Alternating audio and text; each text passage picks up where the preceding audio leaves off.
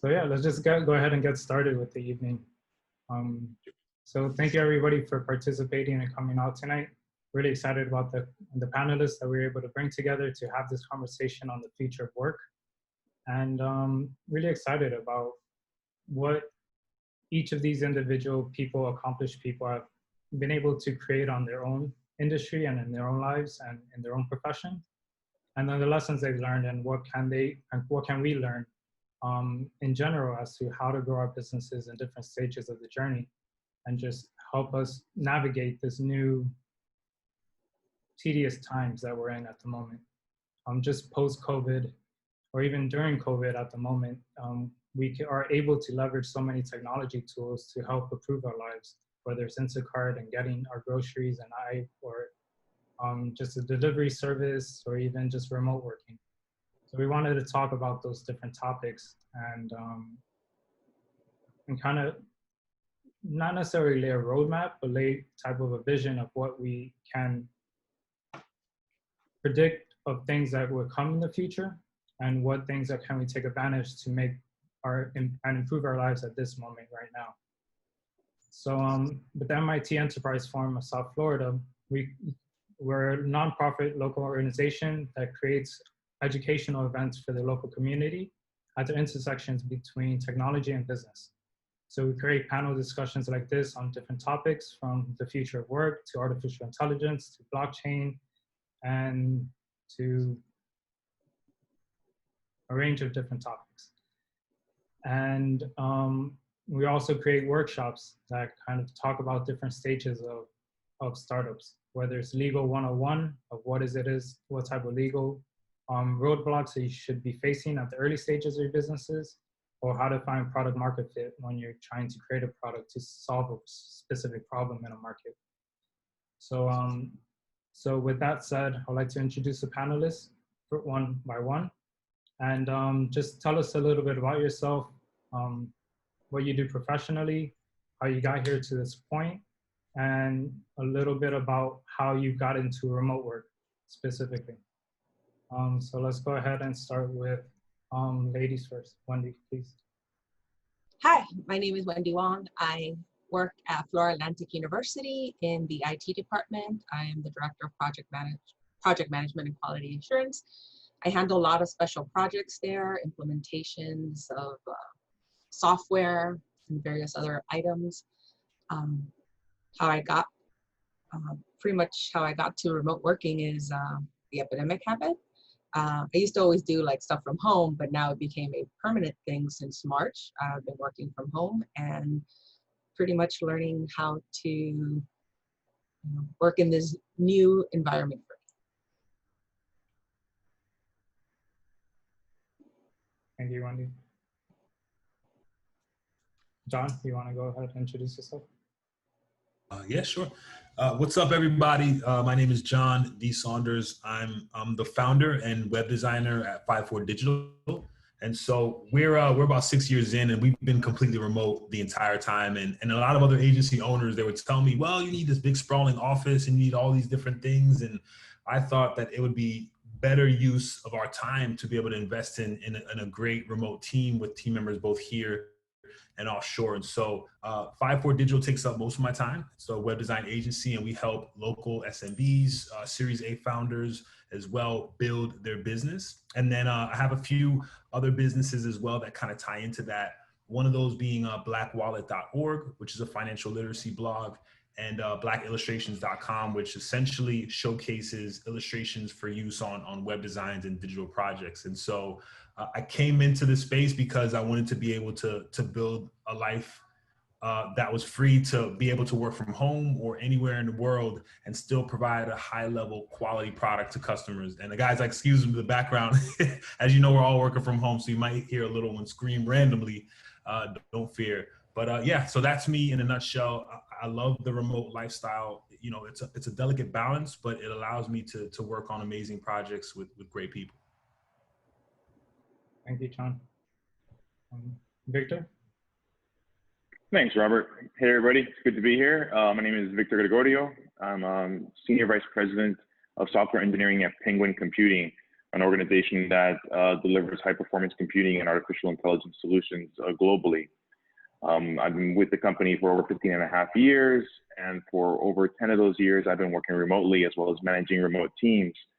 So I'm really excited to be here as part of this conversation, as you know, working from home and also managing remote teams across, you know, the country is a familiar space for me. So look forward to being part of this panel. Thank you, Victor. Well, it only leaves me at this point. Yeah, So hi, David McFarlane here. I'm from the UK originally, moved to the States way back, really going to date myself, way back, 1992. Since then, and even before that, but once I've moved to the States, I continue to work with early stage companies. I'm usually in the role of president COO, and I help grow companies, software companies, typically from like 5 to 50 million. Is the typical timeline, typical growth cycle that I really enjoy. And so I've gotten to work with a lot of different companies, a lot of different styles, and a lot of different go-to-market. And most of the companies that I've worked with have had a significant part of their business has been remote. Part of that has just been, it's been remote to me because they've had operations in over 40 different countries, and you are never in the same place at the same time, and you learn how to communicate. But actually more recently, probably over the last 12 years or so, all of the companies that I've worked with have had a remote first strategy. And so gotten a lot of interesting experiences in terms of what's worked and what hasn't worked, and kind of really looking forward to sharing and chatting with you guys about that. Nice, thank you, David. And that kind of leads into the first question that I have for everybody. So let's just start with you, David.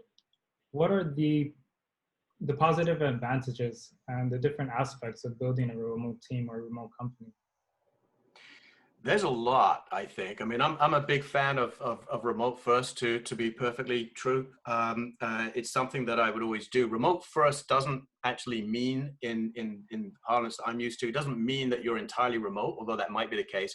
It just means that anybody who is remote has a first-class experience. So you design everything so that wherever you are, however you're participating, you're going to get a really, really great experience. And so, you know, going back to the days when we used to go into offices and we used to have meeting rooms, that would mean that if you were having a meeting and everybody was in a meeting room and some other people were remote, quite often we'd all actually just go back to our desks and dial in and jump on Zoom or Blue Jeans or whatever we had at the time, just so that everybody was getting the same experience. Everybody was in one of these little boxes that you see here, and everybody had that same experience. There's a lot of advantages, I think, to it in terms of running a business, not least of which is like the world is your oyster. You can hire from anywhere, basically. And a lot of companies, particularly when we're in Boston, which is where I've been most of the time, I'm now based down in Miami, but it would be really hard. You'd have a company that was in Cambridge or in Boston, and you'd have a really restricted catchment area in which you could hire people if everybody had to come into the office. And you were competing with everybody in that space for that talent. It was a free-for-all.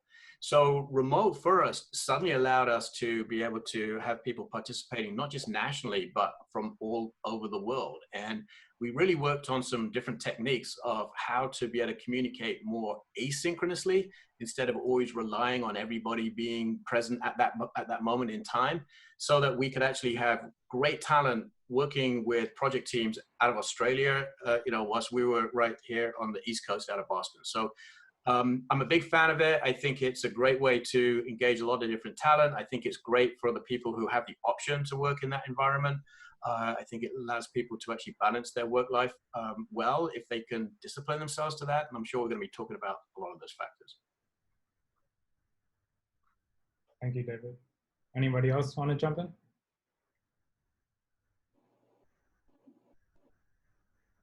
No, I think that was a great breakdown, actually. Agreed. Cool. It'll be interesting to see how companies who had to were forced to go remote, that weren't used to it, what choices they make as things open up post-COVID. And I think that a lot of organizations will see the benefit that David outlined if they've executed this phase of going remote accordingly. If they've been thoughtful about working on their internal communication, their tools, and how they practice remote work, then they're going to see that benefit, and they'll see the advantage of pivoting to that being a permanent solution versus a temporary one. Yeah. So I was gonna say something to that effect. Like having a remote first vision is great when you're starting off and starting from nothing.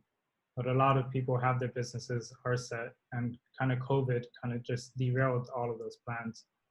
So what about transitioning the business into a remote? And I understand about designing for remote first, and so that people that are working remotely has a first class experience. But how do you transition a company that's rooted in the legacy way of doing business into kind of transitioning into this new way of doing business? Yeah, I can start that one if that's cool with everybody. So I think there's a few components that generally help a team that's either going remote or looking towards remote as their future, or even trying to do a hybrid, right? Where you have a physical location and you want to have part of the staff or part of the team work remotely. One is standard operating procedures. That's one of the biggest things that helped us scale our efforts at the agency. I think that there needs to be like a central repository or area where everyone can see specific tasks and how they're done, broken down by teams. So what we do at the agency is we have a master sheet or a master doc, right? Which is essentially like a database. And we have each task that we have under the agency there, right? So if we're adding Google Analytics, we're adding we're adding any type of customizations to a website. If we're doing, a custom HTML or CSS package, we make sure that we have standard operating procedures before these, because it gets rid of a lot of the red tape, and it automates the process where every team member is almost following like this systematized process of breaking things down. And then it also negates mistakes, because if you're following these step-by-step process, that's ultimately going to change, right? As the team grows and develops and technology improves, we have this repository of operating procedures that we can lean on and leverage as we grow. So as we train new staff, as teams go remote, as everybody kind of shifts almost like not apart, but to different locations, everyone's following this repository. And then to piggyback on that, you also want to have a central mode of communication. Of course, most agencies, a lot of companies are using Slack currently. That's what we use to communicate internally with teams. And then we segment that based on different channels. So like the IT team will be in one part, design, development, everyone has their own section that they're almost a part of. And then just the third piece of that is managing these projects, right? And using a product like Asana as a task management system, or Trello, or ClickUp, whatever platform the company wants to focus on. I think those three elements really help in transitioning to that remote workspace. Yeah, I agree. There's a lot of it has to be a very conscious effort, right? There has to be intent. Because where I've seen it fail is where it happened organically, and you end up with a large organization where 5, 10, 1% of the people are remote, and they feel left out, and that becomes that's not a path to success. So there's a conscious effort where leadership steps back and looks at the tools and evaluates the framework that's needed. And different organizations will have different needs. So leveraging cloud-based services such as Slack that John mentioned and others, having the right tools for your organization. So Trello may work for one organization, while maybe another organization needs something like Jira or what have you, depending on the product you're making and the kind of teams you have. And there's also a need to look at the whole organization as well as separate departments.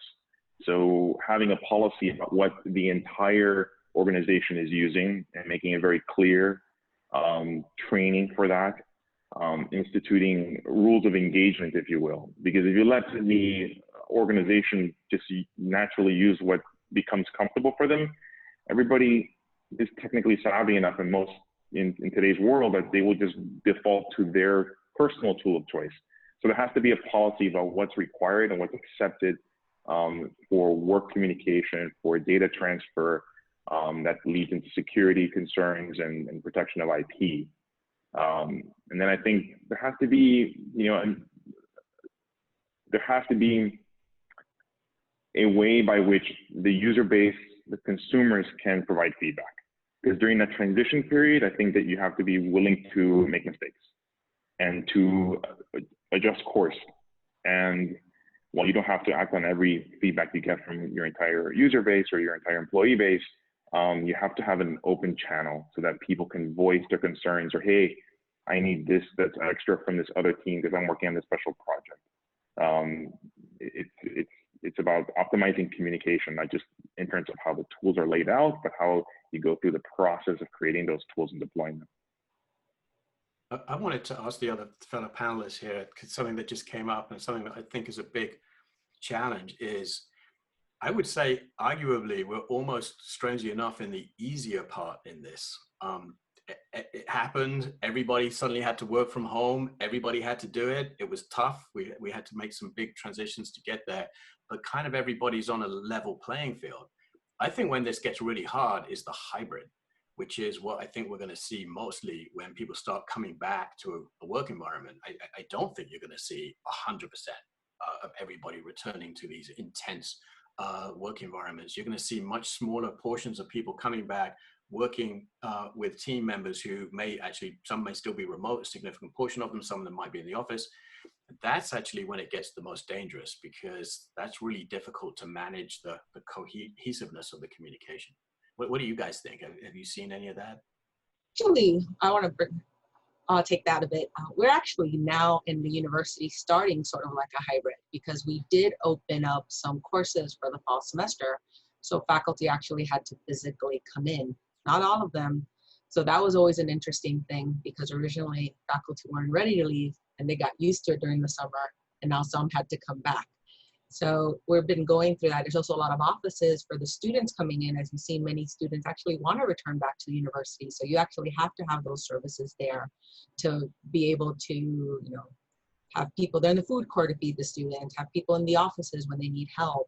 So it's been a really interesting transition, because let's say IT, I'm lucky I'm in that area, I get to stay home, while let's say, you know, an admissions counselor, some of them could be hybrid, some are not, some are actually coming in. So it's been interesting seeing how do we maneuver that. So far, everyone's sort of been okay with it, but you wonder how long-term this is going to go when they start realizing, hey, why is those people getting to stay home and they could take care of their kids? And, you know, I'm actually have to come into work. Yeah, so at MIT, so I'm on the board of MIT Enterprise Forum up in Cambridge. And one of the things that we've been doing is digitizing, like everybody else, all the services. And so all the classes have gone online. But there was a period we were actually ahead of the curve. We wanted to do this because we wanted to bring those assets to a much wider audience. And so we were actually running classes where we would have the physical classroom and there'd be a bunch of students in the classroom, then a bunch of people dialing in. That's way harder than what we're doing now. Now everybody's on Zoom, everybody's looking into one camera, you can see, you know, what's going on in front of you. But when you had a room, even with all this super expensive equipment, Zoom room, microphones dropping from all over the place to the ceiling, multiple different cameras that were zooming literally around, it was so hard to get the experience right for those that were in the room and those that were from home. And so I hate to be fearful of this, but that's my biggest concern, is like, it's going to go hybrid, and that's going to be a bigger problem than what we faced so far. I know a lot of the faculty for now are actually doing some of them, and I'm not on that front line to know everything that's going on, but I usually get all the trickle down if things are going on, and so far it seems to be going good. We've had hybrid models where they're actually teaching physically there, and they do have some people on Zoom. We also have ones that their lecture as they're going on are being recorded, and then someone else could always come back later on and view them as well, and then submit questions. So we do have both versions going on. I couldn't hear what you said. That's my Siri interfering. So that kind of brings up a topic of the tools that you use. Is the tools that you choose as an organization more important, or is the strategy that you're implementing to incorporate this new way of working more important? And how do you choose either or? How do you choose the tools and the strategy? I think it all depends on your need. Let's say when we started back in March, let's say for the staff wise, we were very good about at least letting them know this is what you're going to use for communicating with each other. Like, we let them know we're using Teams rather than anything else, and this works out great for us, Microsoft Teams.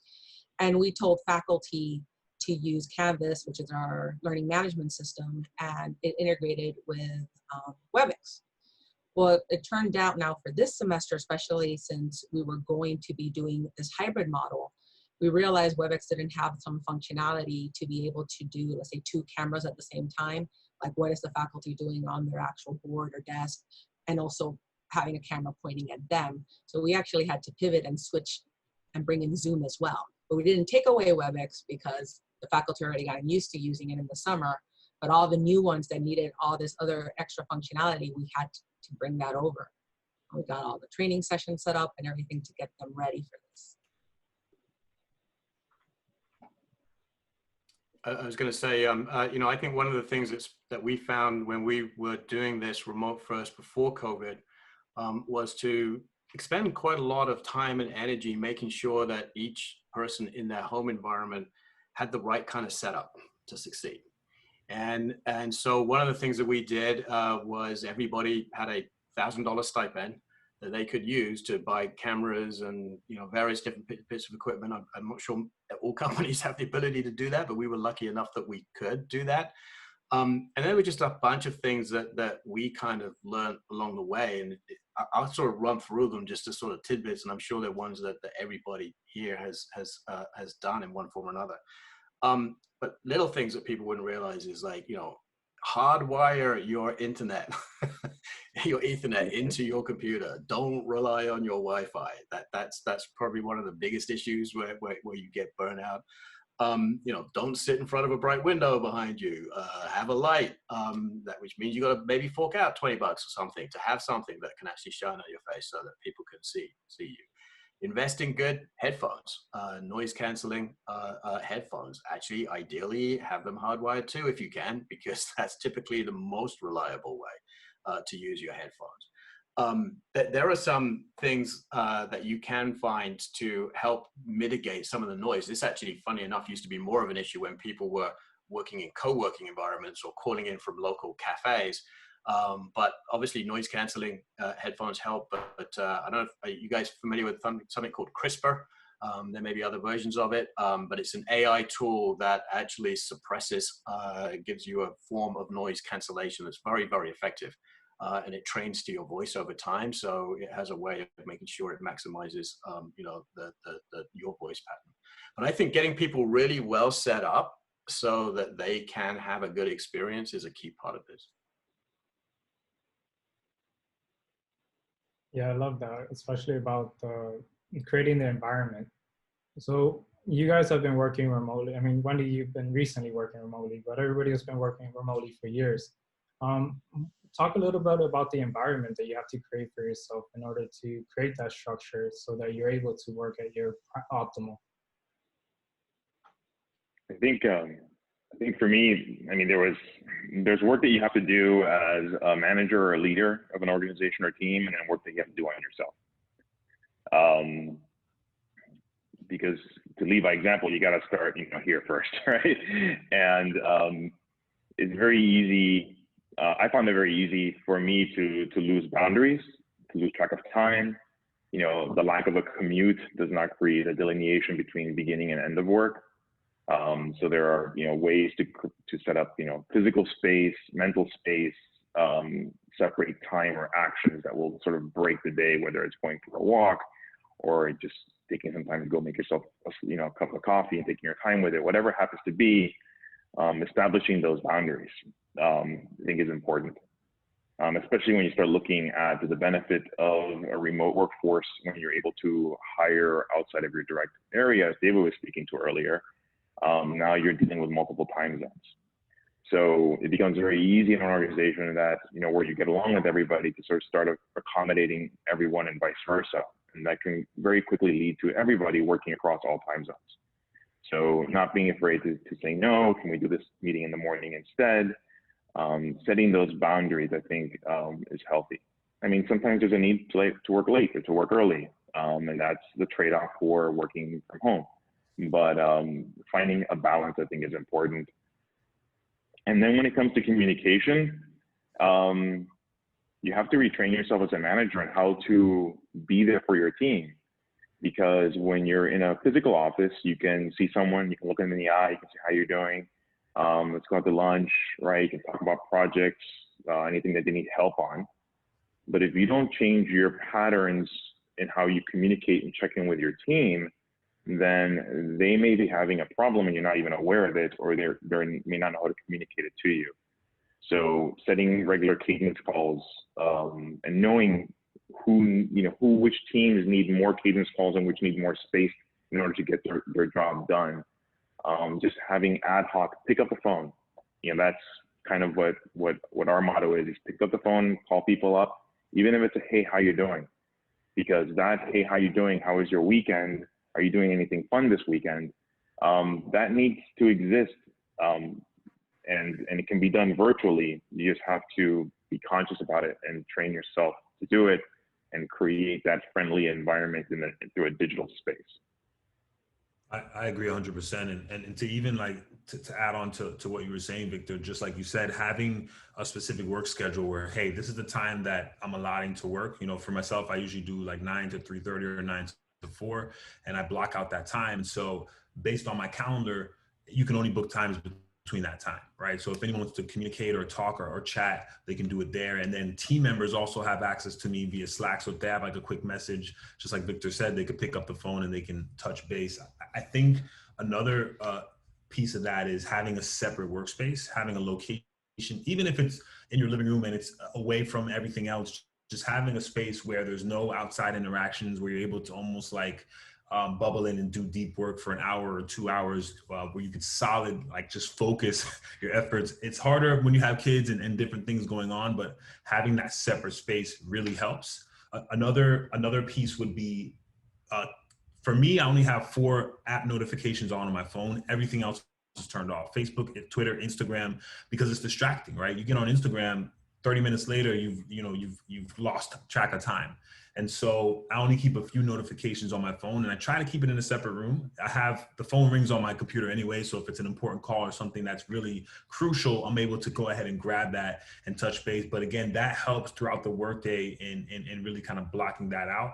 And another piece I guess I'd say is just kind of changing up the location too. Working from home, it's great, right? But sometimes it can get lonely. Sometimes you can get to the point where you feel not trapped, but you want to kind of get outside of your comfort zone a little bit. So just like Wendy had said, kind of going out and maybe going for a walk or stepping away from your desk or taking that time throughout the day to really free up some time is beneficial.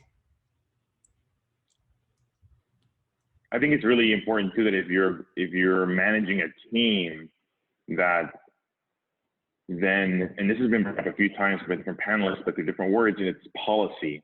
So you sort of set expectations just early on. So for instance, in my organization, we have rules, or not, it's more of a policy really about what communication method is what reply cycle. So if I can wait 24 hours, I send an email. If I need it within the next hour, I send you a Slack. If I need you now, I'm giving you a phone call. And that's what works for my team. It may not work for someone else's, but whatever that is, it has to be conscious, it has to be planned, and it has to be communicated, and the expectation has to be set. And then you have to live by that rule yourself. And I think that communication, that making it very clear to everybody how we're behaving, and then giving people the space to have their personal life outside of work is very important. And I think the point that you just made, Victor, as well, about really leading by example, it is hugely impactful for the rest of the team. If they can see you taking time out, if they can see you controlling that environment, they're going to follow suit. And I remember with one of my companies, the CEO would not install Slack on his phone. So I don't have these messages going off all the way through the night. If I'm working, I'll be at my laptop and Slack's there and I can communicate. But if I'm not, then I don't want Slack on my phone. It's almost sacrilegious now, right? to think of doing that. But I think it's great to lead by example for everybody else. I think one of the most interesting parts that I've had with this is that, like you're saying, communicate with your team. I had a team that I was used to being with all the time, but I've had to recently actually hire someone from the outside during this time. I've never seen them physically. Like, I mean, I've seen them on Zoom or something. I've never met them physically. And I've been actually trying to figure out how to best sort of communicate sort of just the atmosphere, right, of the team and how we all act and how we're sort of silly. And I think she's our new hire, she's getting that, but there's always that part of you that you're thinking, oh, you should really be professional. They just started this week. It's so different having to adjust now to this type of environment where you're so more used to just, like you talk to someone, just what you would pass by the office, you would say, hi, how you doing? And you sort of get to know the personality little by little. And now doing it all remotely, most of the times you talk is really about business, and it's sort of like you only allocated so much time, and you'll do a little chit chat, but not as much socializing, right? And figuring out how is your day and going out, and we're working that out, because she's already been there like 3 weeks, and we're starting to do that. But you don't want to be also there's always that part of you, like, you don't want them to think you're intruding and asking too many personal questions and stuff like that, because you're not used to interacting with them. That's a good point. I think the toughest part of remote, or let's say the biggest secret, if you can solve it, is to try to replace the social interaction as best you possibly can, to find ways to do that. And I think in some of our prior conversations, I think, Victor, you talked explicitly about the funny thing is, like, people actually show more vulnerabilities in some ways through this environment. They take you into their home. And at prior companies, we really encouraged more of that. We didn't force people. If they wanted to, it'd be like, hey, give a tour of your home. Take the camera, walk around, tell people what's going on. It sort of like really opened up their home life much more than what you would typically see. Rather than trying to hide away everybody who's around you, it'd be like, no, introduce your spouse. Oh, introduce the kids. Oh, is that your dog? Like, is that your cat? Just things like that I think give people a little bit more comfort and bring you further into the relationship. We would also do these things, and again, this is all pre-COVID. We used to call them fikas. It's the Swedish thing of going and meeting somebody in a coffee shop for coffee, and we would do these remote fikas, and they were scheduled. So there's actually software that you can get that will randomly match up people in the company for these fikas, and you would get together. It would only be like 15 minutes, 20 minutes, and if you wanted to, you could go to a coffee shop and do that if you wanted to get that whole vibe going on. But the whole idea is that you just get together and you wouldn't talk about work. It was just a social, like, just talk about yourself, talk about your family, talk about life. And it meant that I got to spend time with people that otherwise I typically wouldn't have really come across. Maybe somebody sort of deep in the engineering function. I might not have even gotten to know them as well as I got to know somebody else in sort of sales and marketing. And it was a great way for people to build relationships and see deeper into the lives of others. I think there's ways too in Go ahead, Victor. I'm sorry. I was gonna say, I've seen other interesting ways.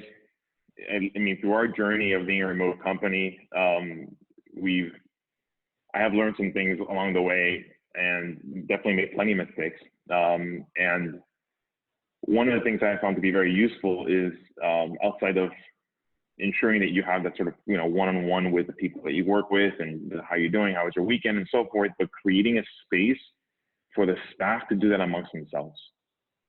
And it's really easy with today's chat tools, like whether it's Slack or what have you, for management to always have oversight and visibility to everything.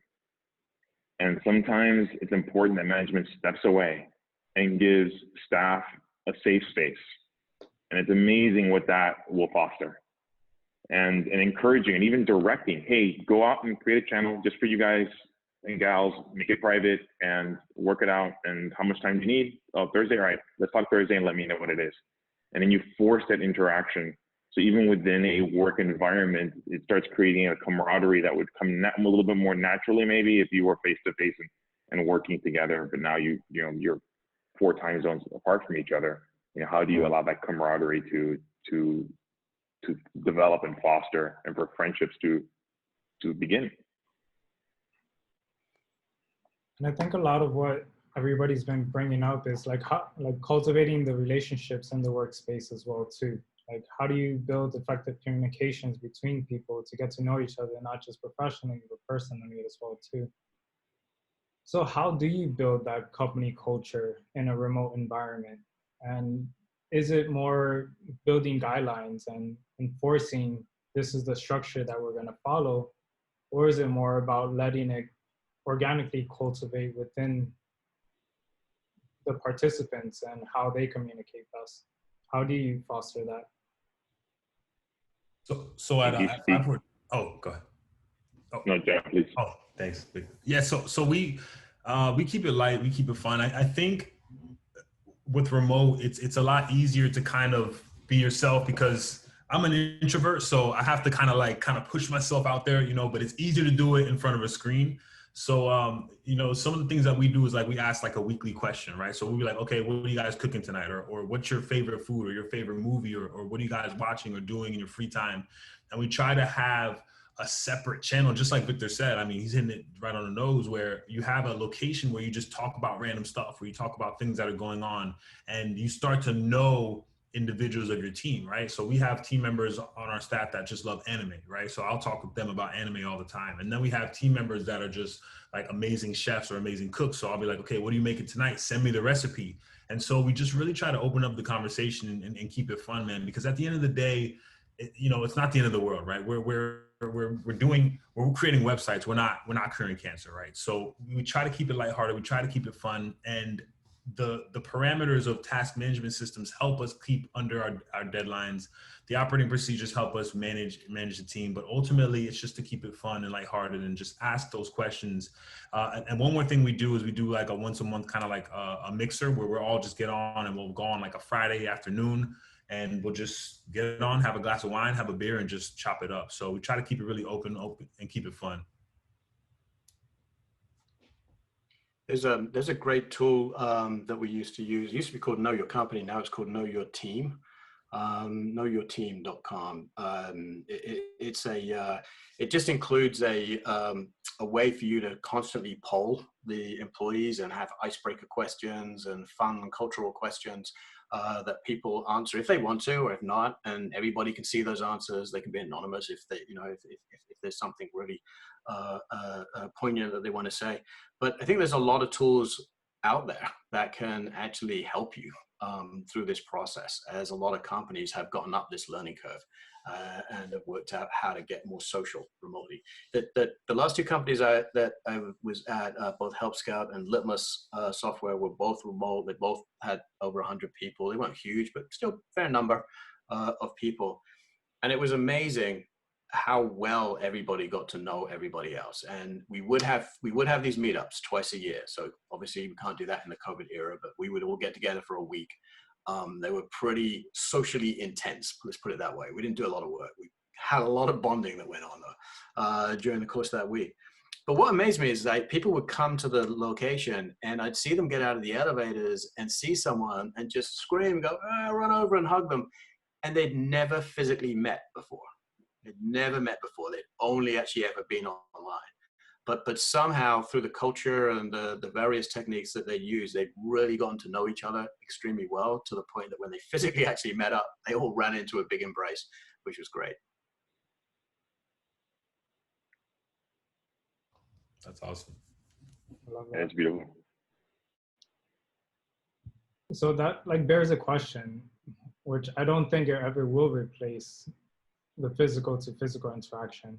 Is remote first or the digital era just supplementing the reality, but never can replace it? The hard one.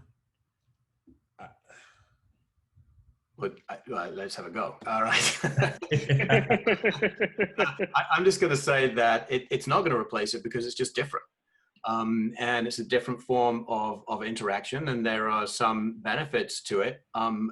We all get to interact. Hey, I'm up in Cape Cod right now. A bunch of you guys are down in Miami and Florida, etc. But here we are, and we're all engaged in this conversation, and we're interacting in a way that I couldn't do if we all had to physically come together in the office to have this meeting.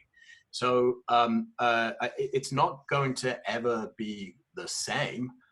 Sometimes it might be better and other times it might not be. I think for the people that I feel the most for are, and I'm old, so it doesn't affect me so much, but the younger people. When I think back to my early career days, like when I was in my 20s in particular, it was so social, my work environment. I mean, it was a big part of my life. We would make excuses to go to work on a Saturday so we could all hang out together because we would have so much fun together.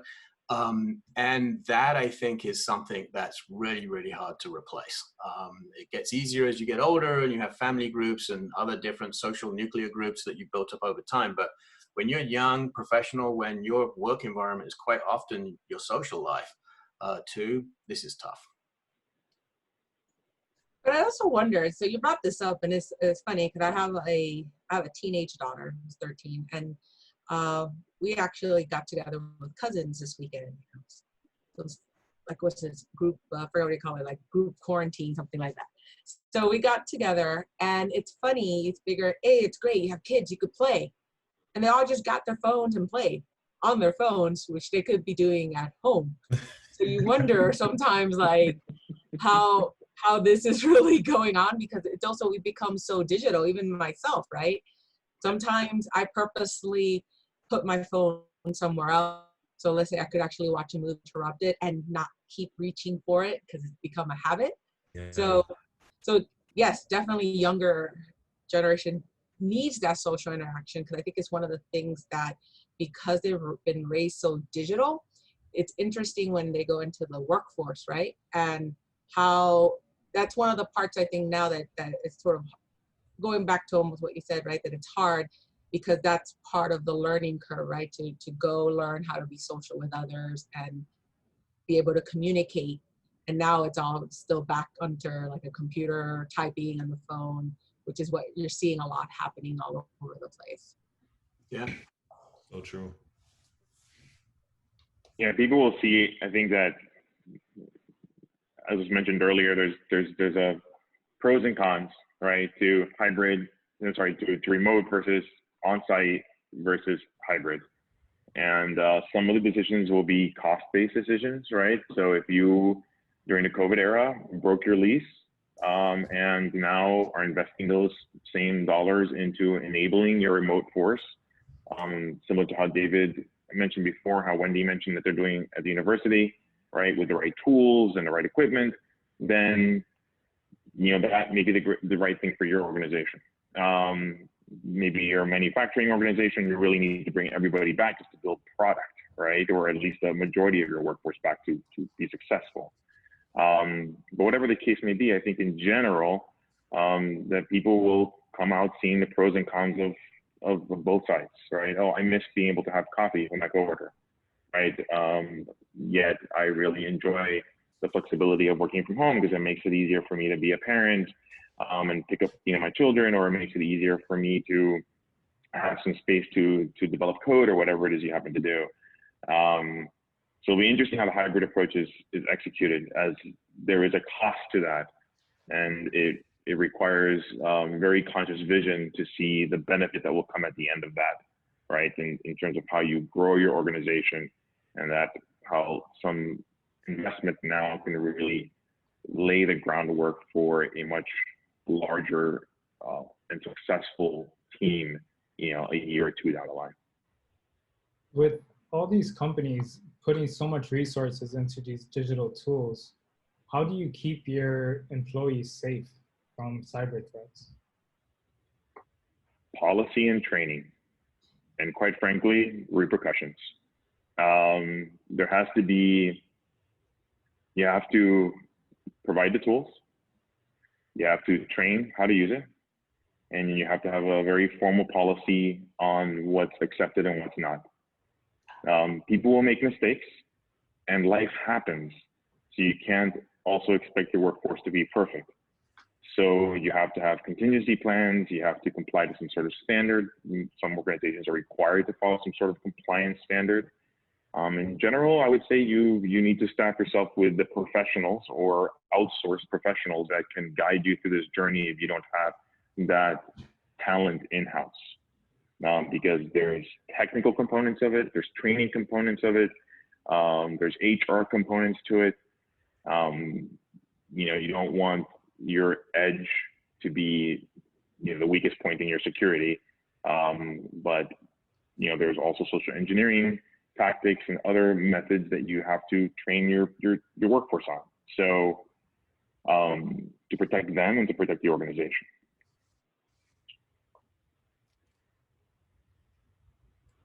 Anyone else have anything?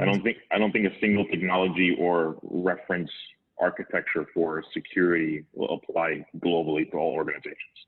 It's very specific, which is why I encouraged the use of pulling in that talent to your organization or outsourcing and bringing a professional to guide you through that journey. Yeah. I certainly couldn't add anything to what Victor, because that was a really great, comprehensive view. But I also just sort of have a different looking at it from where we've come from to where we are now with COVID, where not too long ago, there was a lot of people jumping in and out of any old coffee shop, jumping on and off of any old Wi-Fi, on the train, on wherever, and not a lot of thought went into dealing with that situation.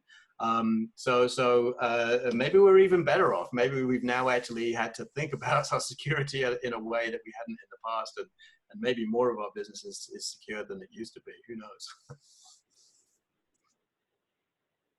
All right, cool. One other thought that came to mind, actually, Wendy brought it up, with kids being immersed in this on the virtual screen as well too, because of COVID and having school. Like, what do you guys think about, as a society as a whole, being immersed in screens so much and taking so much of our time in the day, just staring into these screens and collaborating with each other over the digital world?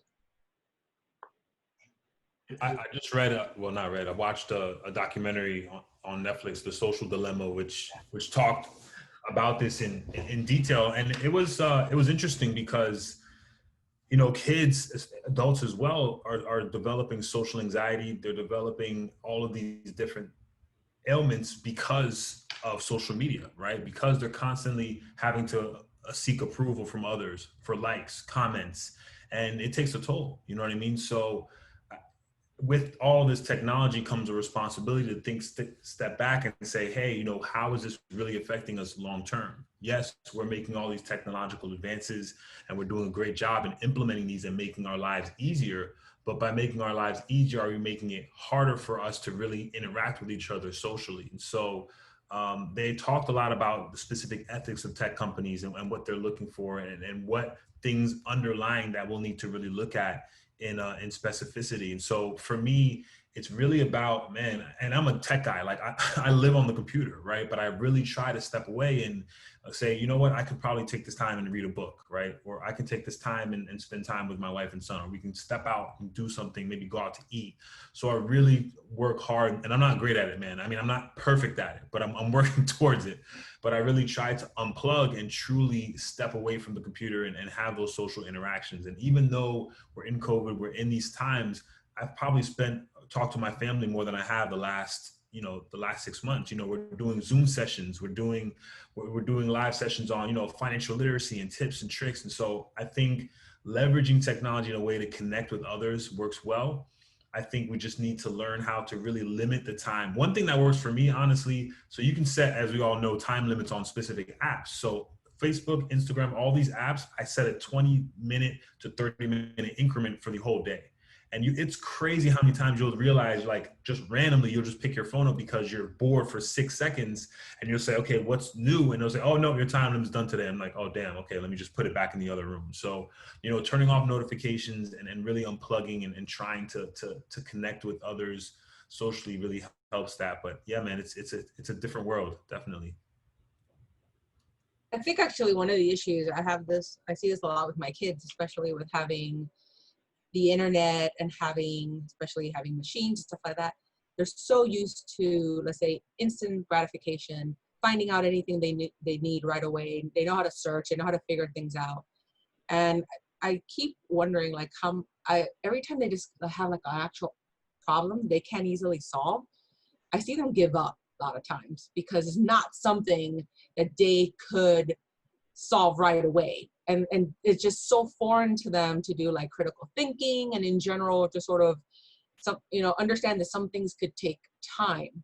And this is something that I'm trying to work on to see how I could get them sort of more into understanding this, that, you know, sometimes you're not going to get things right away. Sometimes things are not going to be, you know, you're not always going to get the right answer. You're not always going to get, you know, figure things out in the next 5 minutes. You sometimes have to work for it. And that's something I think in general with this whole generation, we have to sort of work towards too, because even in the university, it's really interesting how many of the sort of like the, I want to say almost like the culture, they keep trying to sell to you how you want to make everything super easy, right? For the user, how you want to make also everything super easy for the parent, which of course you always want to have a nice user experience, but it's almost like you can't even make them think. It's like, make sure they know where everything is right away. And that's what we're building now. And you wonder what's that going to bring into the future, right? Like the thought process. Yeah, like the automation of the thought process. Yeah.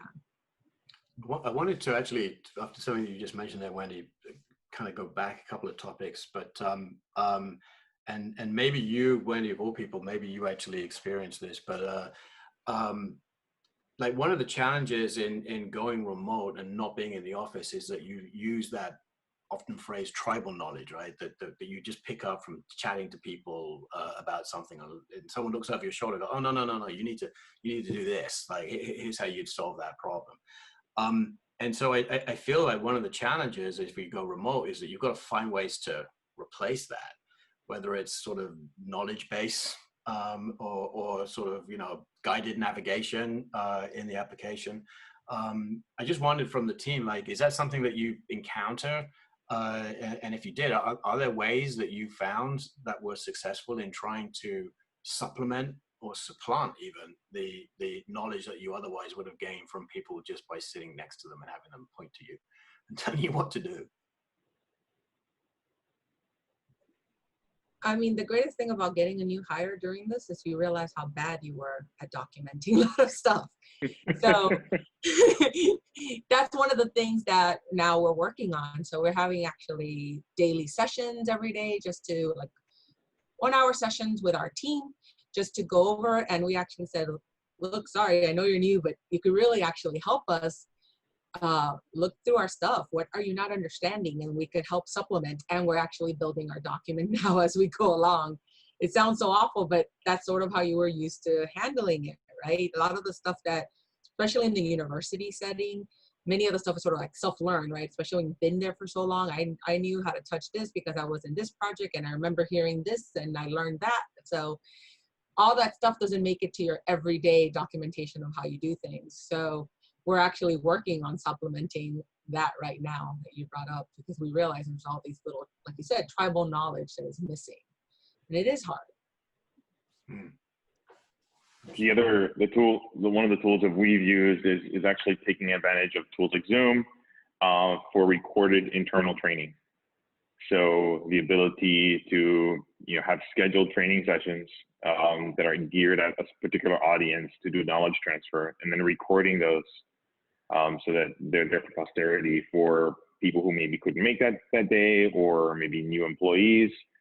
The centralized, having a canonized, centralized document repository that everybody, you know, from the top down says this is it, is very important. And then I have found tools like Slack to be just invaluable. You know, whether it's Slack or Teams or whatever chat tool is appropriate for your organization, they allow for that Q&A.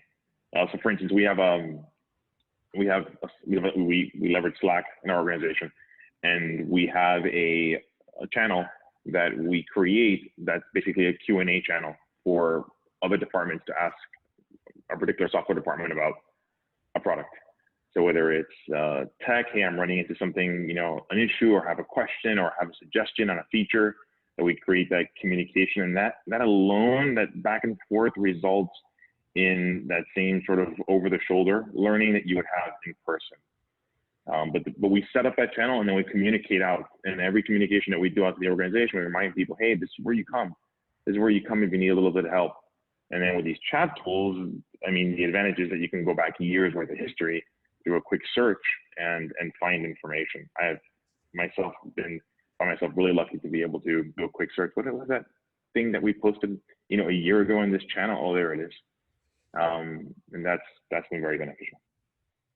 I love that. And for us, when it comes to tribal knowledge, we document everything. So we use similar tools to you guys as well. Loom is another one, LOOM, which is almost like Screencastify, where you can screen cap the video that you're working on. You can even have a little video of yourself in the corner. And what we usually do is, so we have a master Google Doc, and then in that doc, we have all of these sub documents within that. So for example, one of the things that we do is we'll do like a website audit, and we literally have it documented step by step how to do that audit, as well as video training. So it's in a doc, you have the step-by-step directions written out, but then you also have video training of myself or a team member performing that action. And we probably have 50 plus hours of all that content. There's a platform called Trainual, which you can use to make your own knowledge base. And so it's searchable, you can edit it. And the main reason we do that is, one, scalability, right? To be able to scale with a small team and have some folks wear multiple hats and perform tasks without having to think of that process.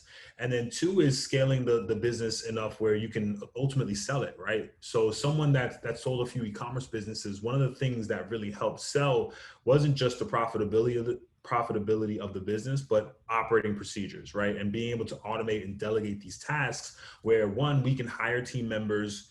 And there's not a lot of turnover, but when you're hiring a new team member, they can get onboarded fairly quickly by going in and checking out all these different trainings that have to do with the team. So yeah, the tech is important, but again, the operating procedures are where the gold is, and protecting and developing that IP within your business for scalability and ultimately to sell or retire and chill on a yacht for a few years.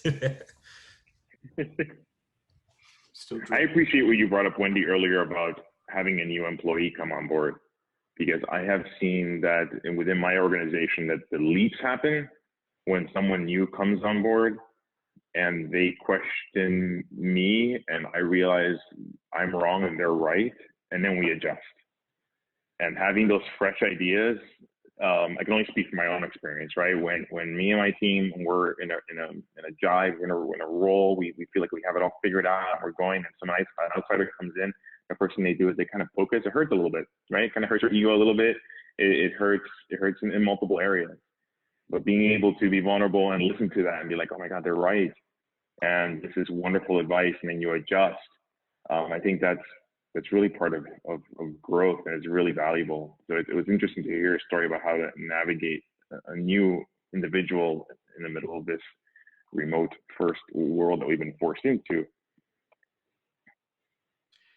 One thing I found, this is a slightly different vector, but I just found it really useful from a personal productivity point of view, and it's a kind of benefit of being in this Zoom world that we live in now, which is I use tools like, I don't know if you've heard this tool called Noted, Noted, Noted.io. But it's just ways, if you record the Zoom video, or even if you just record the sound, as you type notes, it synchronizes to where you are in the recording. And so I find it an incredible way that I'll be taking notes in a meeting, etc. And then I can just go back, and I know when I go click on that one point and that one note, like it will go exactly to that point in the video or exactly to that point in the sound.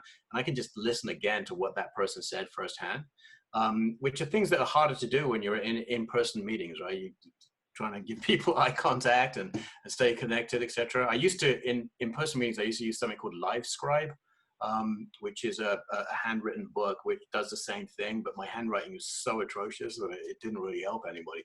But Noted is something I found to be very, very helpful. And another tool which is more just about note taking, but is really good at integrating different media into those notes is a tool called Notion, Notion. Love that tool. Great. Write everything in Notion. It's so powerful. But I just find these tools are like really helpful ways to capture insight and knowledge and be able to then distribute them amongst other people too. I love that. I think just with the rise of telecommunication and being able to have this remote first, it is the transfer of knowledge. It is the transfer of communication. Just the faster we're able to communicate, the faster we're able to accomplish things.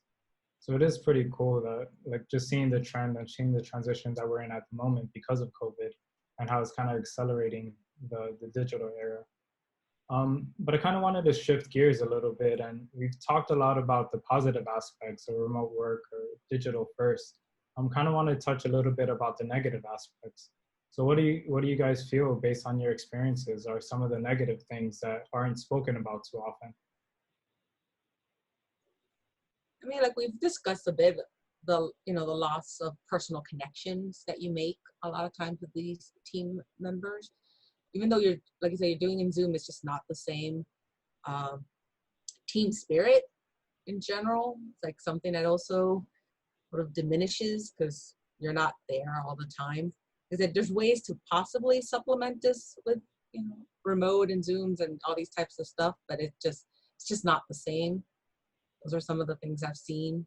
Obviously, especially if you have a team member maybe that lives by themselves, they're really alone compared to some of us that at least have our family with us in the house. So that also could be another big con that we have to be looking out for. For me, it's, I have a 3-year-old, and sometimes I feel bad because I can't give him all of my attention throughout the day. And it was easier when he was in school because then he'd be there for 6 or 7 hours and he'd be productive. He'd be with other kids. And a couple of weeks ago, he was like, Daddy, I want to go to school. Like, I'm like, oh, geez. So my wife and I were sitting there like, man, it just, you feel bad, right? But we're working hard to kind of work where if I'm taking a meeting, she'll take them and do lessons with them. And throughout the day, we're trying to keep him active and acclimated to this and kind of get through this lifestyle while we transition him back to school. But, we don't know when that's going to be. So we're working on making the best of it. So for me, it's really like trying to find that balance of getting work done, but also, allocating that time towards family. And it makes you realize that maybe you don't necessarily have to work as hard as you think you do to accomplish a lot of these goals and things. But yeah, that's probably one of the big struggles for me. I think for some people in this COVID era as well, that there can be a compounding factor.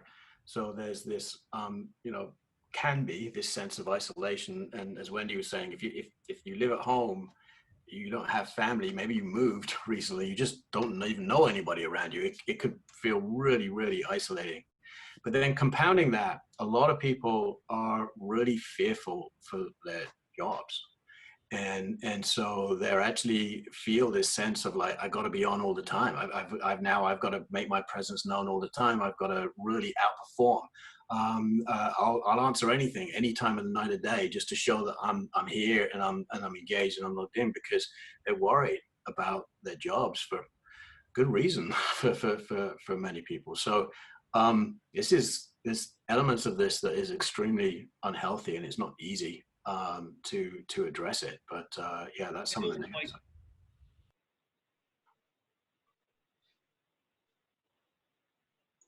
I feel for the organizations who had to do this overnight. If you are a company that already had a portion of a remote team and you've established some policies, procedures, or just a little bit of that culture, and you've kind of worked through it through trial and error and mistakes and achievements is one thing, but to have to go overnight into a remote organization presents a lot of challenges to the employees, to the organization, to the leaders, but most importantly to all the employees and staff. And the overworking is something that definitely can happen very easily. I know that I was subject to that when I first started working remote, over 10 years ago. 6 months went past and I was like, wow, I'm working 80-hour weeks and I'm not even realizing it. And it can become the new habit. But you have to watch yourself. I think another element of the Zoom era is that you tend to have these back-to-back meetings. There's an element of it that's kind of productive. Like I was reading articles about raising money.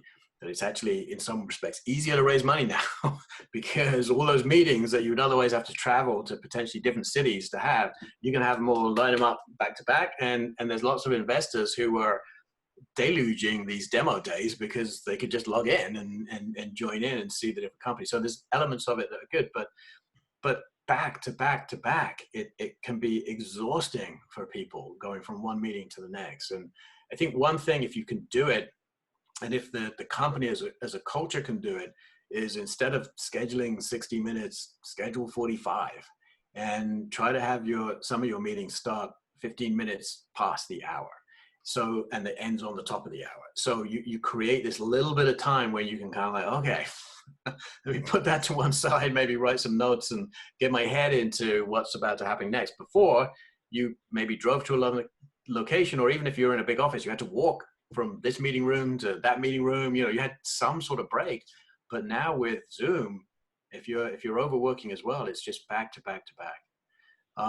I wanted to come back on one thing and just ask if anybody here either has or knows anybody. When we think about, as you were saying, Victor, like those people who had to deal with this overnight, the people I think most of are teachers. How on earth did teachers, like we're talking about the problems, typically talking about knowledge workers, hey, we can get them to go look at a knowledge base, we can have them do this. How do you deal with a 6-year-old, 7-year-old trying to keep their attention remotely and deliver your entire class through this weird digital media? I just don't know how they did it. I really don't. I don't know if you guys know anybody, if it's affected your own lives, but I'm amazed at what teachers do. I really am. I am as well. I have family members who are teachers, and it's incredibly admirable what the entire teaching community has done and what they've been able to achieve with the little time and funding that they did. It's nothing short of admirable. Yeah, my son, when they were transitioning, when COVID first happened, we were doing like remote. He was doing remote school, and they were leveraging Google Classroom to organize documents and PDFs and work with the kids. And it's crazy. Hats off. And my mom, she retired. She was a teacher for 33 years. She retired last year, just before everything happened. And, teachers, it's hard for them, especially keeping the attention of a 6-year-old, a 7-year-old consistently throughout the day. I mean, I could hardly keep my kid's attention for 30 minutes while he's on this like class. And it's hard. I think one thing that helps is changing up the curriculum. So having small, quick curriculum that works through different projects or things. I think that maybe having a level of interaction. So maybe Zoom having like some type of overlay where they can interact and there's some type of touchscreen component, but it's hard. It really is. No, they're very admirable. And I think one of the things you notice, I knew I could never do a teacher's job, and it's one of the hardest jobs, I swear. But you start realizing now also, especially with the kids at home, like you do wonder, how do they keep them entertained for that long? Because it's so hard for us. And you're like, how did you get this great skill? Because I would love to know. But I'm always trying to figure out, what can I do, especially when the weekend comes? They're yours, 100% there. Like, what do you do to keep them entertained? And especially now, I know it's not all the kids, but this generation, it's hard to like, trying to get my kids. My husband and I go bike riding. We go walking around the neighborhood. We try to get them to come with us. Oh no, it's like pulling teeth. Get them every once in a while, like we promise them ice cream or something at some point, but they don't want to come out in the heat. It's like, oh no, and I'm like, they have a pool. They don't want to go out in the pool. I'm like, I don't know how teachers manage to keep these kids like actually motivated to do things sometimes. I hope that this global pandemic, at least, as we come out of it, I hope that many things, positive things can rise out of the ashes. And one of them is that I hope that society sees the heroes that the teachers in our community are and appropriately compensates them for it.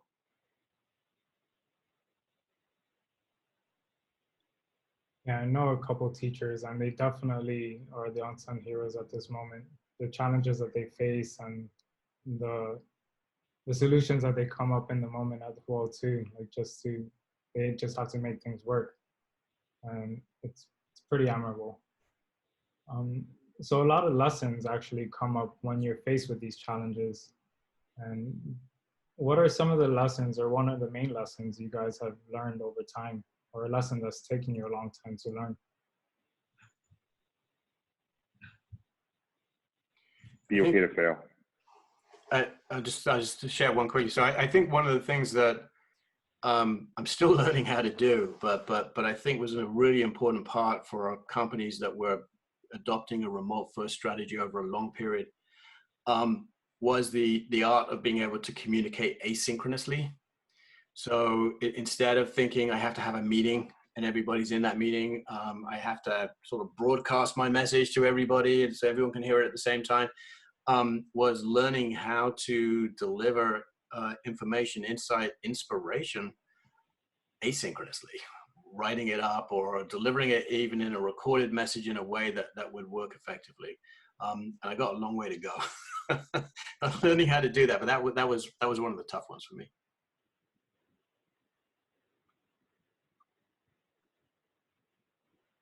I mean, I think that definitely, I think all of us probably have some work to do on that. Also just maintaining balance, like I think Victor said, it's so hard. It's been hard to figure it out. Like you said, you're here, so sometimes you're like, you might as well work, which is, I know you should be doing something else, but then they're like, what else is there to do? And when you're at least working, I think in like your psyche, you feel you're being productive and you're actually accomplishing something rather than just sort of sitting around. So you end up working more than you really probably should, but it offers a level of satisfaction, which I don't know if that's good or bad. Yeah, for me, I mean, I've been working remote from home for over 10 years, and I still have difficulty finding work-life balance, and it's still something that I struggle with in terms of setting those boundaries. You know, when you like your job and it becomes engaging, like Wendy said, it's very easy to get lost in it. And taking a break is good. It's good for the mind. It's good for the team. It's good for the organization. And as I mentioned earlier, just being okay to make mistakes, being okay failing and standing up from it, especially if you're a new organization trying to go remote. Mistakes will happen. The organization will grow and you have to adjust on your tools and your policies and procedures. And I think that's a sign of growth and a sign of positive change.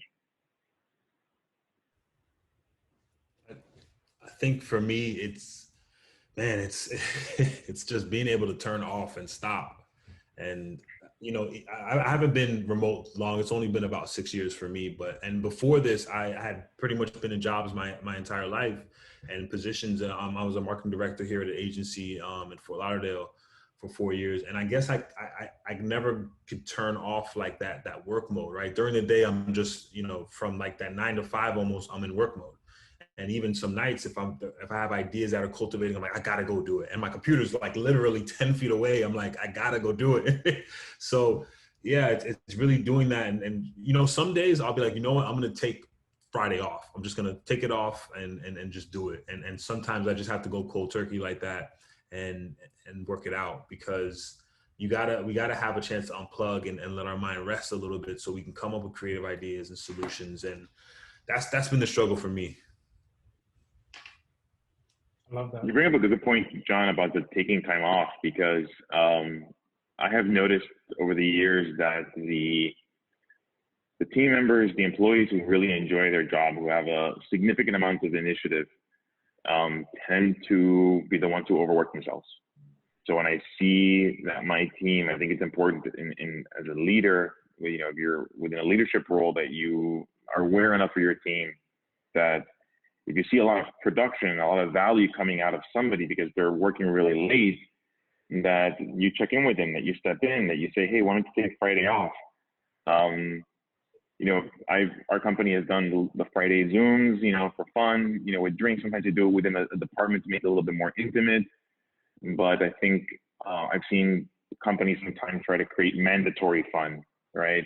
And force people into these sort of social things that may seem, the good intentions are good, but an employee may see as work. And I think one of the most valuable things that you can give an employee is some time off. And if you see someone who may be in need of it, or is working really late, that you extend that to them. Hey, you want a Friday off? Do you want a long weekend? It's been working long hours, the project's over, reach out and open that door for them to accept if they want it. Love that. Yeah, I love that. I think it's really important, just mental wellness. Let's open it up to the audience. If there is any audience questions that want to be asked, just go ahead and submit it in the question and answer section. And while we wait for if there are any questions from the audience, one last question is kind of on the topic you guys raised, just mental awareness, wellness. And as an individual employee, how do you draw those lines? How do you create those barriers? How do you take care of yourself when you're just on a 24-hour network? Like, how do you personally take care of your mental wellness? I did start, like I said, when we were doing this, we started the bike rides, right? Just to get out. And I've not been really good about it this last 2 weeks. But in general, it was almost every day, just go off. And that was like almost like a cutoff point. It was later than my usual work hours because I wasn't driving. But, you have to wait anyways to the afternoon until the sun went mostly down, right? Almost down. So just cut it off. I started doing, I'm the Floridian that hates the beach. I really hate the beach, but I make myself now go to the beach because, it's open and I take the kids and it gets them away from electronics. It gets me away from electronics. So we try to do that at least once a month, just sort of take a trip out to help with that, to just sort of get away, because sometimes like home has become work. So being home doesn't really get you away. So you sort of just have to walk out. And that's one of the things we've been doing to try to help with that. So something that's worked for me is or for us is just trying to be more active. Just like you said, Wendy, kind of, like your bike ride, it's great to just be outside, have the sun beating on you and just kind of get outside of that office. It's almost like a personal cubicle, right? Because you have your space. And, we're so connected now. It's like you can't even escape it, right? There's no difference between driving to work and being there. It's just all the same. So one thing is definitely getting in some cardio and some exercise each day has been great. And just making it as convenient as possible. So having an area in the living room with a mat ready to go and some weights, or converting a guest room into the gym, just having it so it's really easy to access. And just keeping it consistent and getting some activity going. And in regards to mental health, another piece would be unplugging, like we talked about, unplugging from social media, taking a break, and just spending some time with family. I mean, there's nothing wrong with spending a day binging Netflix. You know what I mean? It's okay to take some time off and enjoy your loved ones and just kind of touch base. I think you hit a really good note there, John, which is I think you have to learn to give yourself permission to do these things. That it's really, really important. And just like you've got to be in enough shape to at least get up the stairs, you've got to be in enough mental shape, right, to be able to do your job. No one else is necessarily going to do it for you. It's up to you to discipline yourself to do it.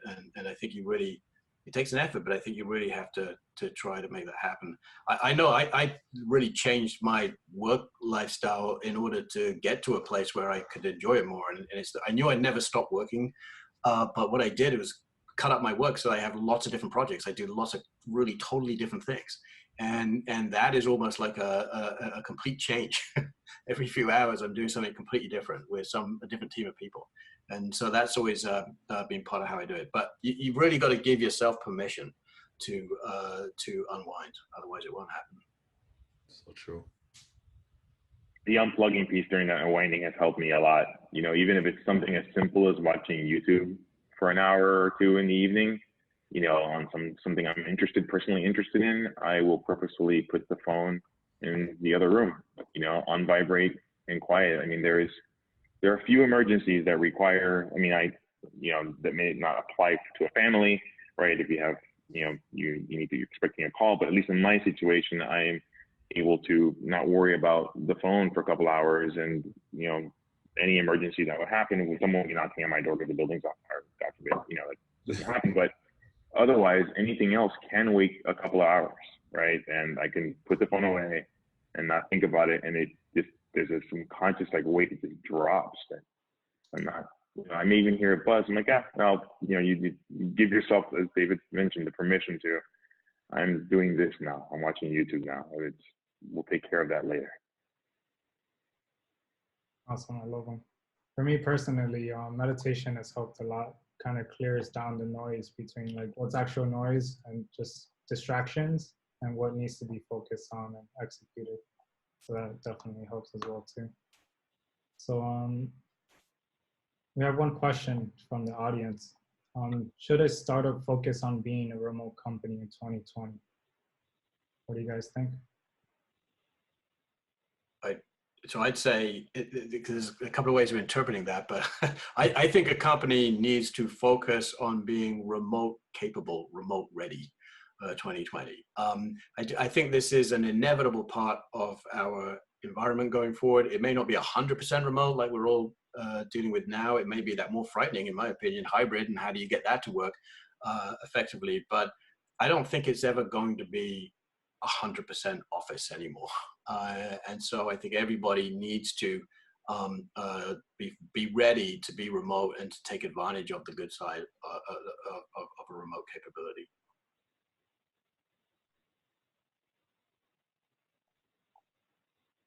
Anyone else want to answer a little bit more? I agree with David. It also depends obviously on what your product is or what service you're selling. There's certain things that definitely could be 100% remote. There's no reason really to have a brick and mortar type of location, right? So it depends what you're trying to do. It really also depends on the product, but definitely remote ready is needed. Now, if you're going to open, let's say, a restaurant or something like that, that's not going to be an option. But many of the things we're seeing now, that's where it's at.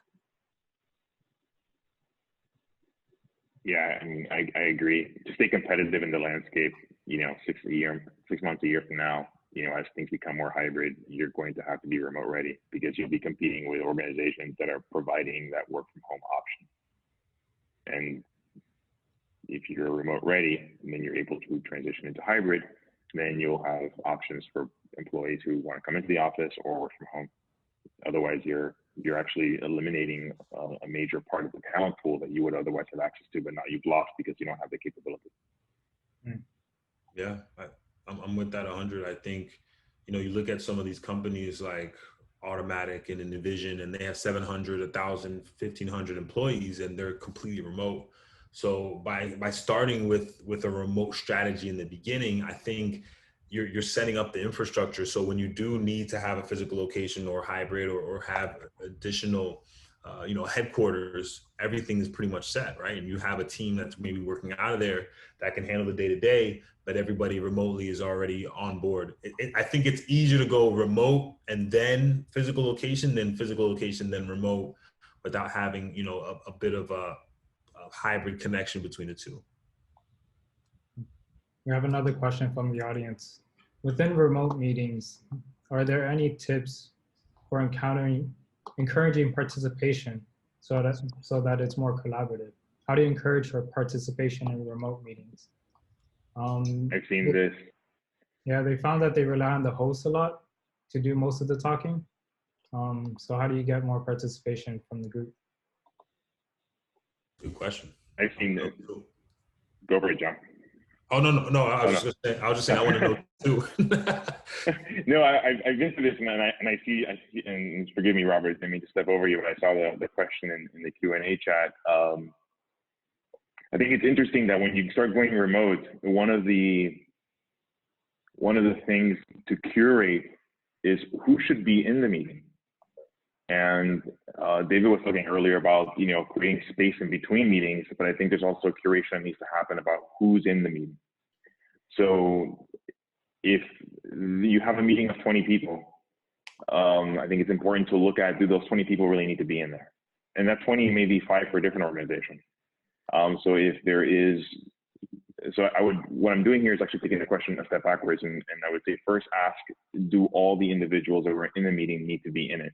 Because if there's no participation happening, then maybe you should break into a tiger team, right? Some organizations would call it, to dole out different tasks so that communication happens. And then you have a single meeting where everybody then reports in from each subgroup on what they've accomplished or what their status in the project plan is. Now, there is a need for all those individuals to be in the meeting, which could very, very, very well be the case. Then what I've seen be effective is enforce video, and make it a policy. And give people time, right? You don't want to do that overnight. You don't want to surprise people with it. Kind of give them a couple of weeks and say, hey, starting in 2 weeks from now, we're going to be enforcing video. And then you as a manager, you have to do it yourself, right? So you have to lead by example. And then you give people a little bit of time to kind of create a space in their home and to set it up so that they feel comfortable. And then you enforce that video. Every once in a while, of course, you're going to have to allow someone to turn off their video camera because, the cat jumps on the table, happens with me, right? Or mute themselves because the dog's barking at the door or what have you. But I've seen that enforcing video really propels that engagement because it adds the human factor of the eyes. You're looking at people in the face and they're looking you back in the face, and it brings the human connection back into the picture. Yeah, I couldn't agree more. I think enforcing video is an absolute must. If you were physically in a meeting room, you wouldn't have a little pair of curtains that you pulled across your face, right? In the middle of the meeting, you have to be there. You have to be present. You have to try to look as though you're engaged. If you're in a physical meeting room, this does happen, but it's more obvious if you're suddenly writing email or looking down at your laptop or doing something else. It's kind of like, that's more obvious in that meeting. That's harder to see on Zoom, although there are various tools, I think, that will tell you about eye contact or if somebody's looking away, etc. That starts to get a bit spooky, but you could consider doing that. What I think is good to create a comfortable culture around is for whoever's hosting that meeting, or anybody for that matter, to actually call on people in the meeting. Hey, Robert, what did you think of that? All of a sudden, and I've done it myself. I know, and you don't even mean to do it, but your eye strays over here because Slack pops up a message or an email, and you start reading it, and then you're engrossed in it, and then somebody asks you something, you realize you have no idea what's just been said over the last 10 or 15 minutes. And it's not like you're trying to make things uncomfortable for people, but you are trying to create an environment where you're here. If you don't come to the meeting if you don't intend to be here. If you're here for a reason. As Victor said, let's look at who should be here and only have those people who are here for a reason, because you can record the video if people want to sort of catch up later at some point. But definitely enforce video, and I would encourage people to, in a comfortable way, reach out to participants and ask them questions during the course of the video. Yeah, I agree. When I do my team meetings, I'm always pretty good about calling out on people. I do ask them to put the camera. You do try to make it fun. I'm like, hey, change your background, do something else, to make it more collaborative. And sounds bad, but like, have an agenda. Now that it sounds bad, it's like people actually forget that. A lot of times, have an agenda of what you're planning to accomplish in the meeting, so people come at least prepared. Because sometimes they're just sort of like having a meeting and then people show up and they don't even know what it's about. So then that's why probably no one's talking. So, have things ready for them, and then you can start calling out on them so at least they understand what it's about and you get them to be interactive.